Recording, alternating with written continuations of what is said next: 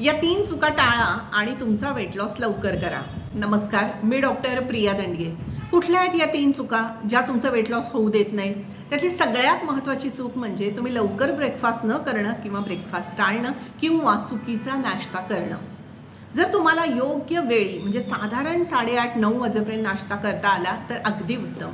आणि या नाश्त्याला कार्बोहायड्रेट आणि प्रोटीन म्हणजे भरपूर मटार घातलेले पोहे, अंड्याचं ऑमलेट, उकडलेलं अंडं किंवा भरपूर भाज्या आणि मटार किंवा मोड आलेलं कडधान्य घातलेला दलिया किंवा भरपूर दाट सांबार आणि 2 मूग घातलेल्या किंवा भरपूर उडीद घातलेल्या इडल्या तर आणि यासोबत एक ताकाचा ग्लास किंवा एक दह्याचा बाउल जर तुम्ही घेतला तर हा परिपूर्ण नाश्ता आहे.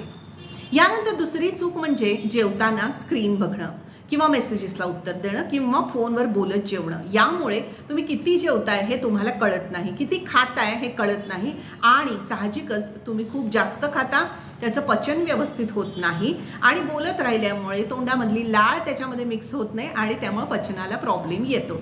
त्यामुळे कृपया जेवताना काही खाताना कुठलाही स्क्रीन, फोन बघू नका.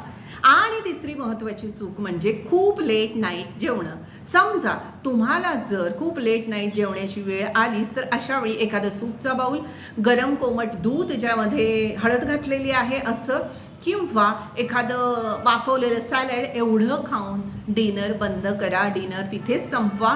खूप उशिरा भरपूर जेवू नका ज्यामुळे पचनशक्ती बिघडेल आणि तुम्हाला रात्री झोपही येणार नाही आणि हे सगळं जे उशिरा जेवलेलं आहे त्याचं फॅटमध्ये रूपांतर होईल. त्यामुळे या 3 चुका टाळा आणि लवकर वेट लॉस करा. या आणि अशाच टिप्ससाठी डॉक्टर प्रिया स्नेही क्लिनिक हे माझं यूट्यूब चॅनल सबस्क्राईब करा.